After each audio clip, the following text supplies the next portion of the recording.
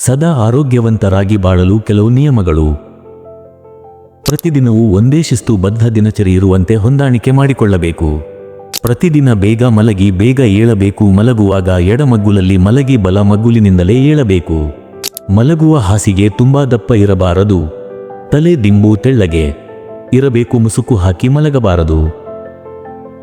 ಬೆಳಗ್ಗೆ ಎದ್ದ ತಕ್ಷಣ ಬಾಯಿ ತೊಳೆದು ಒಂದು ಲೋಟ ತಾಮ್ರದ ಪಾತ್ರೆಯಲ್ಲಿನ ನೀರು ಸೇವಿಸಬೇಕು. ಸ್ಥೂಲಕಾಯದಲ್ಲಿ ಬಿಸಿ ನೀರು ಸೇವಿಸುವುದು ಉತ್ತಮ. ಮಲಮೂತ್ರ ವಿಸರ್ಜನೆ ನಂತರ ದೈಹಿಕ ವ್ಯಾಯಾಮ ಕಡ್ಡಾಯ. ಸ್ನಾನದ ಮೊದಲು ಆಹಾರ ಸೇವನೆ ಹಿತಕರವಲ್ಲ. ಸ್ನಾನಕ್ಕೆ ಪ್ರಕೃತಿಗೆ ಅನುಗುಣವಾದ ಹದವಾದ ನೀರು ಒಳ್ಳೆಯದು. ಸಾಬೂನು ಬದಲಾಗಿ ಧಾನ್ಯದ ಚೂರ್ಣ ತುಂಬ ಒಳ್ಳೆಯದು. ವಾರಕ್ಕೆ ಒಂದು ಸಾರಿ ಅಭ್ಯಂಗ ಸ್ನಾನ ಅತ್ಯುತ್ತಮ. ನಾವು ಉಪಯೋಗಿಸುವ ವಸ್ತ್ರ ಹಾಗೂ ಧರಿಸುವ ಬಟ್ಟೆಗಳು ಹತ್ತಿಯಿಂದ ತಯಾರಿಸಿದ ಉಡುಗೆಗಳು ಆರೋಗ್ಯವನ್ನು ವೃದ್ಧಿಸುತ್ತದೆ.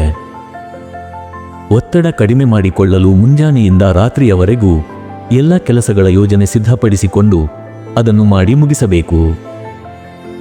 ಎಲ್ಲ ಕೆಲಸಗಳ ಮಧ್ಯೆ ಸಮಯಕ್ಕೆ ಸರಿಯಾಗಿ ಶಾಂತ ರೀತಿಯಿಂದ ಕುಳಿತು ಊಟ ಮಾಡುವುದು. ಮೊದಲ ತುತ್ತನ್ನು ದೇಸಿ ಆಕಳ ತುಪ್ಪದೊಂದಿಗೆ ಸೇವಿಸುವುದು ಜೀರ್ಣಕ್ರಿಯೆಗೆ ಒಳ್ಳೆಯದು.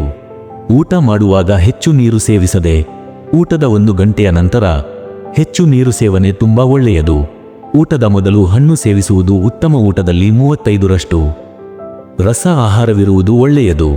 ಇವೆಲ್ಲ ವಿಷಯಗಳು ನಿಮ್ಮ ಆರೋಗ್ಯ ಮತ್ತು ಲೈಫ್ ಸ್ಟೈಲ್ ಅನ್ನು ಬದಲಾಯಿಸುವ ಸಾಮರ್ಥ್ಯ ಹೊಂದಿವೆ.